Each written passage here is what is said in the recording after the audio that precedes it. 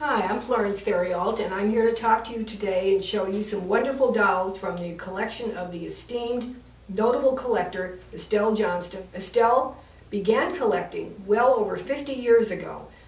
A very, very fine early collector. One could almost even say earlier than that because she remembers in her early childhood that her mother had bought her a Deanna Durbin doll and sewed an entire wardrobe from it. Estelle traveled backward in time when she actually began her pursuit of dolls, going back 200 or 300 years at times in order to get very, very rare early dolls that were really unappreciated by collectors at the time that she began collecting. I want to read you something that she sent to me about her beginning years of collecting. She said, "I was living in London in the early 1950s, and she and her husband motorcycled." Now, 1950s, think of that, 9,000 miles over all Europe, where she saw, and I quote, "A young man in the festival costume of Normandy, bullfighting in Barcelona, Italians in medieval attire, women in the early morning at the railroad station in Salonika with shoulder yokes carrying milk pails, peasants in Yugoslavia with their feet wrapped in cloths like the pictures in my fairy tale books of childhood.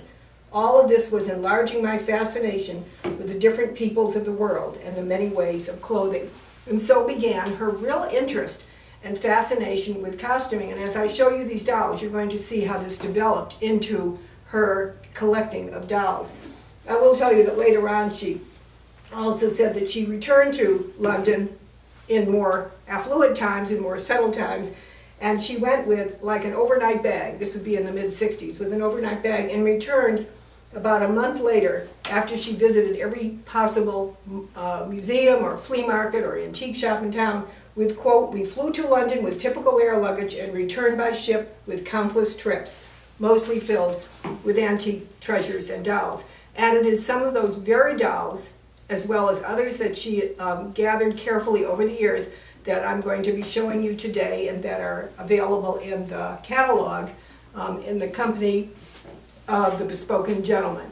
We use the word Bespoken Gentleman to describe her catalog carefully because bespoken is really an English word for a very well-tailored, perfectly costumed gentleman. And it also we've used a play on words, bespoken as in the gentleman was spoken for. We chose two beautiful French poupées to go on the cover of the catalog of Estelle Johnston dolls in the company of the Bespoken Gentleman. And the gentleman himself is one of Estelle's favorites, although she went out of her way to always find dolls in totally original costumes. On rare occasions, very rare occasions, because she labored for years over each item of clothing she made, she would have made clothing herself, and she did for these two beautiful dolls. Estelle Johnston's costume inspiration for the gentleman was taken from an 1867 painting by Henry Baron of Paris entitled Dinner at the Tuileries.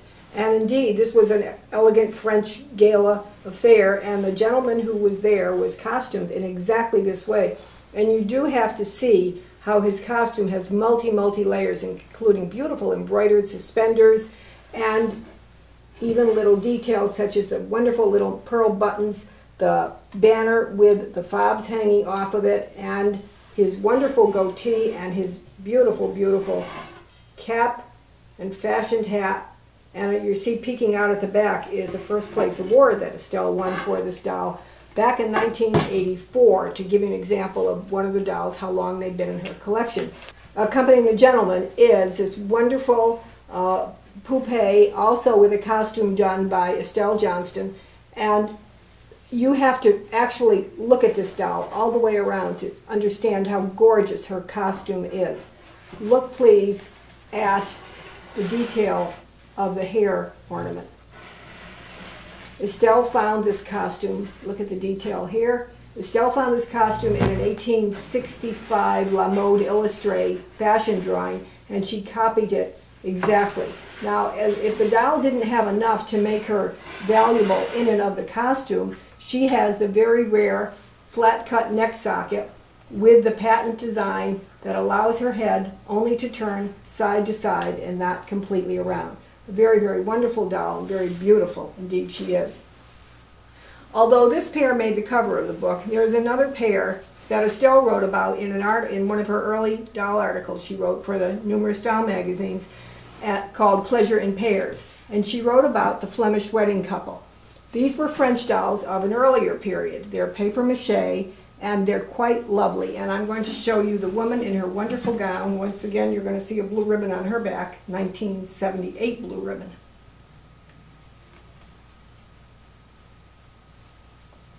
She's from the Flemish area or Normandy or some part of France. This high wired coif was very, very typical of that time period, or that region, and she has wonderful detail. Notice how her costume is even designed to accentuate her bosom, and very, very beautifully done. Now the gentleman, of course, he takes my heart. He is wonderful. Please look at him and look at the details, which you can see. He has the flowers in his wedding hat, his bicorn wedding hat, matching the flowers on his boutonniere, all preserved after all of this, what, almost 200 years at this point. Very, very beautiful. Little stick pin, his sash, wonderfully shaped fingers, beautiful. And then, when I turn it around, look at his wig in the back. That is just extraordinarily designed, and it was a very typical fashion for the bridegroom of this Flemish area. These are just a beginning of some of the wonderful fashion dolls from all areas that you're going to see in Estelle Johnston's collection. I'm going to show you many of them. While I was working on Estelle's collection, I took a break because I had to go to Munich and pack a collection of dollhouses. And I had a separate day while I was there, so I went to one of the museums in Munich and found an extraordinary collection of carved wooden, wax, earthenware dolls that we have commonly just phrased as creche dolls. And yet I learned so much about these early wooden dolls, and I realized that Estelle was so far ahead of many of us in the way she had sought out and collected these.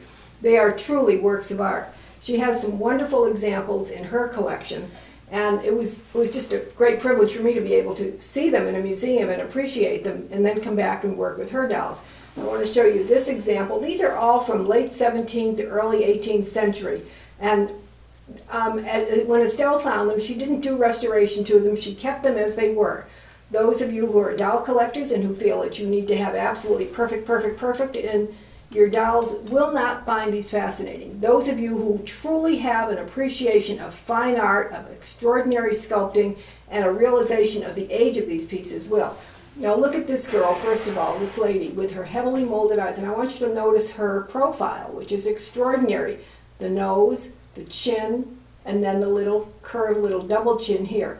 And when I turn her to the front to you again, you'll notice a beautifully modeled, heavily lidded eyes, highly characteristic of the work. Carved wooden doll. I'll turn her around so you can see her flax woven hair, still kept intact. And please note the costume at the back while you are here with the lacing of the original costume. And when I turn it around, you'll see the embroidery, the superb crewel embroidery on the front. And I'm then going to lift it up, and hopefully you'll be able to see under her skirt the beautiful detail of her wooden shoes and her stockings. Just an extraordinary doll, a true work of art to have in your home. Stay on this side of the table for a moment, and I'll go down to a small doll that Estelle owned and she loved. She wrote about this article in one of her pieces that she wrote for Doll magazines way back in the 80s, and she talked about this when she remarked on how tiny it was and yet the intricate workmanship. And again, if you could see the detail of the face, and when I turn it, look at her hair, how finely it's detailed with the interwoven tiny pearl beads in her hair, and still having her wonderful original costume with beautiful embroidery in gold metallic threads throughout.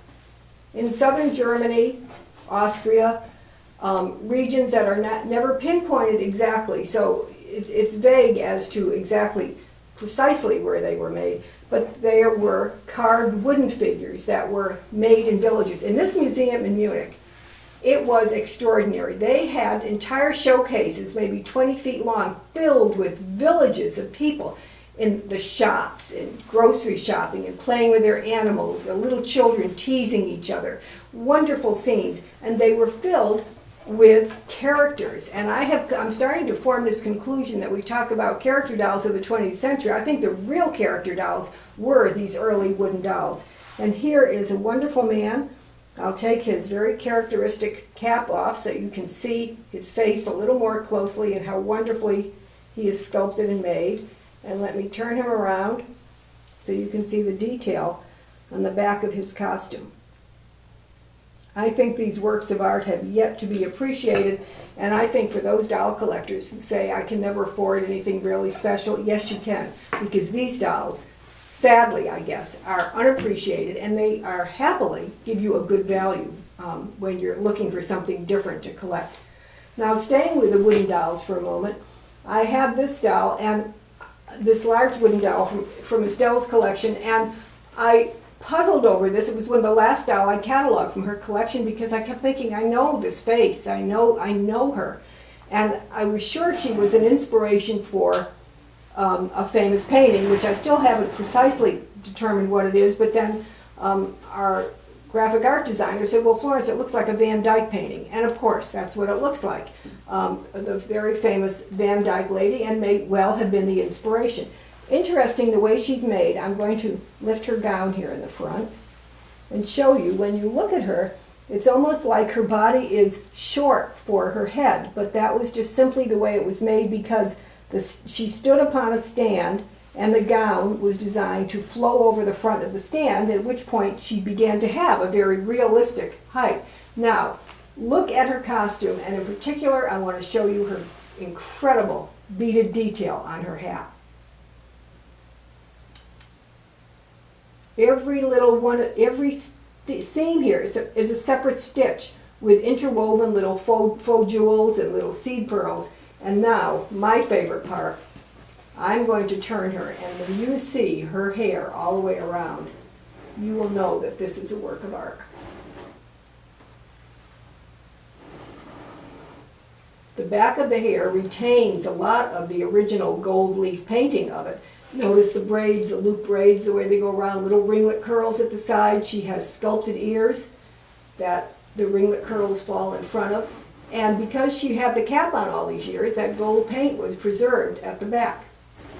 Her face, like all of us, has signs of wear. Very, very stunning lady, one of my favorites. And I put these two in from Estelle Johnston's collection because they're kind of just her personal favorites of mine. One is a poured wax, and this one is a carved wood. These were originally shown in the book done by the noted early collectors, the Mathis couple, who did a lot of research on early dolls and trying to formulate ways to research dolls, and they showed actually these two dolls are shown in their book. This one has this wonderful carved face with, again, very great character expression, and at the back, hand-painted paper wings. Imagine these being preserved for 250 years. And her original costume. And this one has a wonderful costume as well. And when you turn it around, you can see that she has carved wooden wings.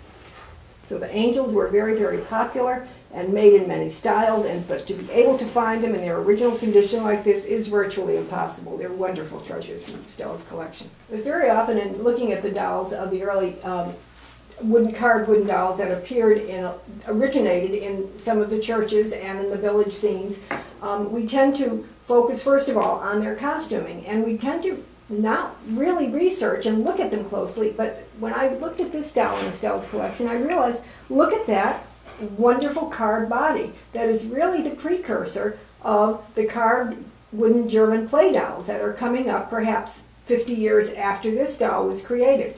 And once again, I also want you to look closely at the face of this doll. This is extraordinary character expression on this face. And were you to find, for example, this face on a bisque character doll of the early 20th century, you would be fighting all over the place to get this doll. Here we have an early character doll from the late 18th century. I'll turn it around for you to see.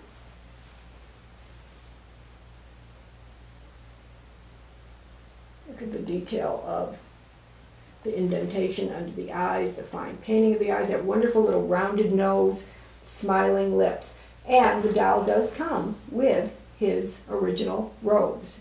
beautiful silk embroidered rose. This was, I have to skip to the French now for a moment. I want to show you an early French carton doll.